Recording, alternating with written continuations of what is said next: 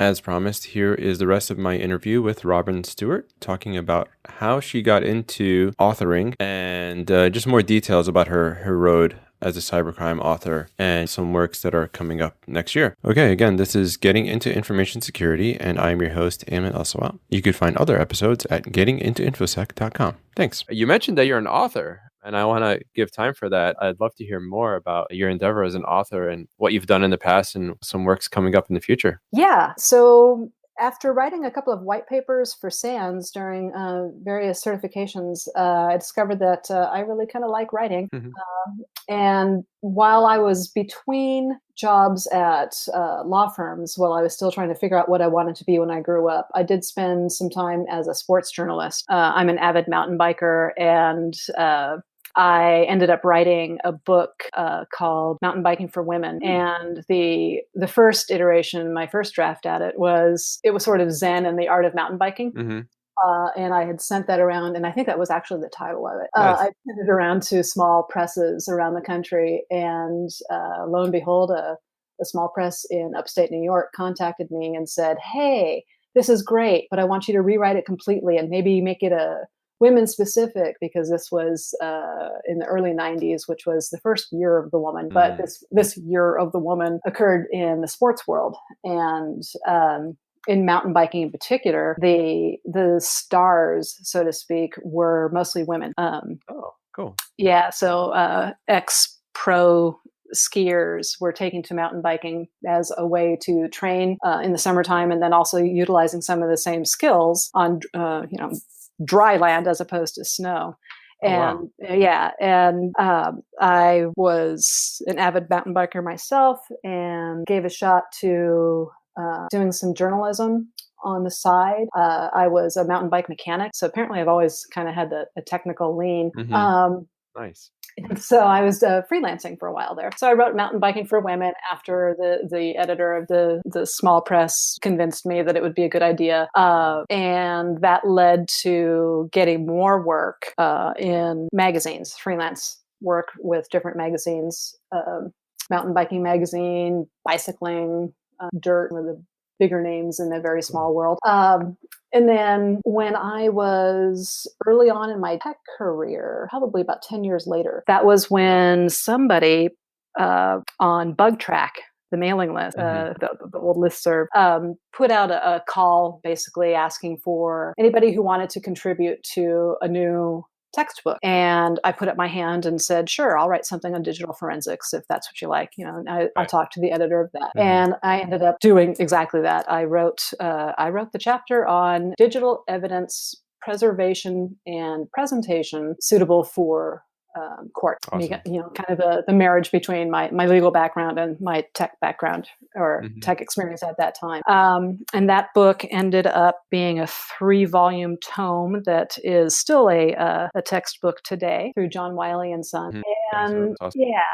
and that the whole writing thing kind of took I had to set that aside for a while I made a living, because it's a very hard way to make a living. You get paid by the word in journalism, and it's very like 5 cents a word. We're not talking like $1 a word.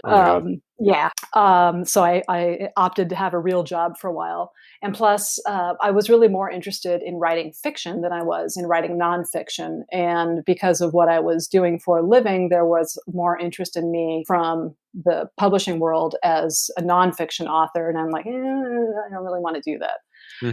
So I kind of set aside that ambition while I developed my tech career. And then about 2011, I want to say, I got the bug again and wrote a novel. And it was terrible, but and full of cliches. And it had absolutely nothing to do with my day job. It was something I did as an escape to get out of the whole tech thing for a while. Right. And I ended up going to a workshop on the advice of a friend of mine who is an author. I asked her, what do I do now? What's the next step I take to become a published author in fiction? And I've just sort of kind of recreated the same dynamic that it took me through my tech career. I'm doing it again in the publishing world, where I'm looking for mentors and listening to them, and awesome. participating in the community. And so this first workshop I went to turned out to be the craft of writing commercial fiction. And the guy who ran the program took a liking to me because I was, once again, very enthusiastic, willing to learn, and demonstrated that when he gave us advice, I did it. And both he and two literary agents just implored me to write about cybercrime. Oh, wow. They said, you've got the platform, as it's called, which is, the expertise, which makes it easy to sell you as an author. Because something I learned is that publishers aren't really looking for a book. They are looking for an author. They're looking for a person that they're going to invest a lot of time and money in. And so they don't want a one-hit wonder. They want somebody who's in it for the long term. Oh, interesting. Yeah. So that's why my job was so important to these people. And I'm like, okay, so I'll take a crack at it. I wrote a cybercrime novel that was a political thriller as much as it was a techno thriller, if you want to call it that. And I developed that one over about a 2-year period, kind of honing it through working with freelance editors, workshopping it with other writers that I met at different workshops, commercial workshop. And the guy who ran that first workshop that I went to has it's an outfit called Algonquian. Not to be confused with Algonquin. It's named for a region in Maryland, somewhere back east.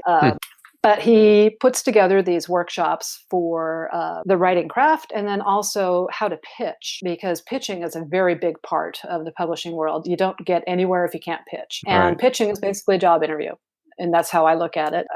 And it's selling yourself and selling the book at the same time. And there were a couple of local writers' conferences that I attended where I was able to meet with literary agents and editors to kind of hone my pitch on this book that I'd written. And when I felt ready, this guy invited me to something that he does in New York 4 times a year, which is called the New York Pitch Fest, where it's just 4 days of doing nothing but pitching agents and editors and honing your pitch and fine-tuning your pitch and receiving the constructive feedback on how to make either the pitch better, the book better, or whatever, putting together the whole package. Yeah. And he Sounds invited like startup life. exactly. And he invited me to go a year before I finally accepted. So there were 4 cycles that I was like, yeah, no, not yet, because I took this very, very seriously, and it was something that I didn't want to blow, because this time this was important to me. And I know from experience that you only get one shot at that first impression, and I wanted it to be a good one. So I didn't want to go until I felt ready and felt confident in my pitch and my product. And so that I could project the confidence and the professionalism that I knew that they would be looking for. So I finally go. And they broke up the pitch groups by genre. And because I write mysteries and thrillers, I was with the mystery and thriller group. And the leader of that group was a literary agent based on the East Coast by the name of Paula Meunier. She's very well known in the crime fiction community. And she was working with all of us on our pitches. And by the end of the 4 days, I got 100% requests, including from Paula herself. Wow. So every agent I talked to, every editor I talked to, they all wanted to see my book. And they all wanted to have the opportunity to work with. So I ended up signing with Paula. And that book went through, I think, 2 more revisions before she started shopping it around. And unfortunately, that shopping it around took place in fall of 2016. So fall of 2016, if you'll recall, was also a very hotly contested presidential election. Oh, right. And presidential politics were we were all being inundated. And because that particular book was dealing with presidential politics, it wasn't an election, it was about a plot to assassinate the president using a cell phone. Oh my God. Yeah. How timely of a okay. Yes, exactly. So that book is actually still out on, to the best of my knowledge, there have only been two publishing houses who turned it down, and it was they turned that book down, but they both said that they were willing to read anything else I wrote. And so I've written two more books since then. The second one I shelved because it was extremely controversial. A young adult that was about sexting, and there are rules in each publishing genre, and one of the rules of young adult is they can't be too sexy. So my agent said that it's okay to break the rules, but not for a debut. So so I needed to write something a little bit less controversial, and I jokingly said something to the effect of, "Oh, what if it?" Well, I don't want to say what it is, but I made a joke about a very lighthearted subject, and she said, "Oh my God, that's awesome! Write that." And so I did, and I'm now polishing that up. That was a year ago July, when I had this conversation. And Paula and I just met actually last week or 2 weeks, maybe it was 2 weeks, and went over a couple of changes, one of them major, then the rest minor. And we're hoping that will be my novel length debut. I'm going to be getting that into her hot little hands in early 2019. In the meanwhile, I am a member of the Mystery Writers of America and Sisters in Crime. And Sisters in Crime it's not just for women. They're sisters and misters. So men are invited, of course, to join. But they're basically they're communities to help promote each other, coach each other, support each other, because it's any sort of artistic endeavor. It sounds like it's something that you do alone, but it's really not. But there is a significant part of the time when you're not getting any feedback, and it's really easy to kind of wallow in self-pity or feel down because you're not getting feedback or whatever. And so Sisters in Crime and Mystery Writers of America are really great venues for being a cheerleader and having your work being cheer-led and helping each other to grow. And I'm also a volunteer expert on cybercrime topics. So I have given advice, and I do a lot of consulting with other authors on themes or what the realities are of different types of technologies and things like that. So I'm sort of their pet ask the expert type of person on topics around cybercrime. Nice. And my chapter of Sisters in Crime, Northern California chapter, is one of the few chapters that has not had their own anthology yet. And so their very first anthology, they put out a call for submissions for short stories last year. And I forget why I wasn't working on a novel, but I wasn't working on a novel at the time. I had like 2 to 3 weeks where I'm just like, I'm not really working on something right now, so what should I be doing? And that's when this short story opportunity came up. And so I have never really mastered the short form of storytelling. And so this was another case of, well, let's see if I can do it. What's the worst thing that can happen? They say no. Right. Nice. So, yeah. And But they said yes. Yes, they did. So yeah, my very first cybercrime short story got picked up in this anthology, and that will be released to the masses in the first quarter of 2019. We're hoping for January, but sometime between January and March. And the book is called Fault Lines, and it's an anthology of San Francisco themed crime fiction by Northern California authors. And my particular story is called SegFault, which is short for segment fault, which is a very common computer error. Right. It's basically a heist caper, but that's precipitated by a cyber event. Yeah, I'm super excited to check it out. So 2019 seems to be. It's going to be a fun year for you. I'm excited. Awesome. That's awesome.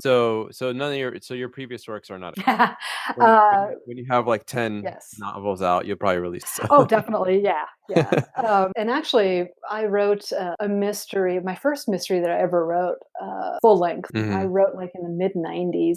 And it's, again, has absolutely nothing to do with technology or computers because it predated my career in that. But I have been brainstorming ways to resurrect it because the story itself was fun and the characters were really fun in that one. And so, I do have I've got a backlog of stories to tell. Yeah, I was wondering if there's anything my kid read now. Not yet. I am. Okay. Yeah, not yet. But yeah, when Fault Lines comes out, that will be that'll be the big my big debut to the world of fiction. Awesome. And it's turning out that my story in that becoming a debut via short story and anthology in particular is becoming more common. I didn't realize that because the publishing houses are very risk averse, and now more than ever, because there are so many people who are able to,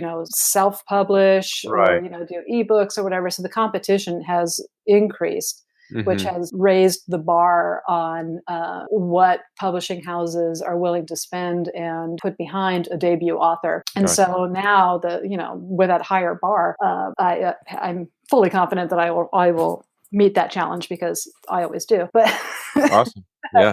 I just don't stop until I do. Yeah. Perseverance. Exactly. But debut by anthology is becoming a new phenomenon for debut authors who are like me, trying to prove to publishers that I'm not as big a risk as you might think I am. Here's a publisher and an editor who thought that my work is good enough for this anthology. So it's sort of, once again, kind of a resume builder. And plus, it's really fun to do. That's awesome. Yeah, that's really good insight for new and upcoming authors. I mean, I'm finding the information security field has a lot of creatives, and I'm finding it. We're really we have a rich community. So many people I'm finding out they're either artists, as far as sound artists, or authors like yourself, or other type of creatives out there. So this is really cool. Yeah, actually, I know somebody who does sculpting, and I know a couple of painters too. But yeah, I've noticed that too, that the more successful you are in the technology field, it's because you are that out-of-the-box thinker. You're non-linear. And that really does help, especially because one of the things that attracted me to this field in the first place is that it's always changing. So you have to be kind of fluid in the way you look at the world. Yeah. And I'm finding the same in the writing community as well, that because tastes and pop culture are always changing, that again is a very dynamic field. And that is one of the attractions for me there too, that it's one of those things where you never stop learning, and anybody who says they know it all is lying. And it's true for both fields. So it's kind of cool. Yeah, that's awesome. Well, Robin, thank you for coming on to the show. I really appreciate your time, and I found it wonderful talking to you and learning about your experience. Awesome. Well, thank you for having me. This was fun. Okay, again, this is Getting Into Information Security, and I'm your host, Ayman El-Sawat. You could find other episodes at gettingintoinfosec.com. Thanks. Bye-bye.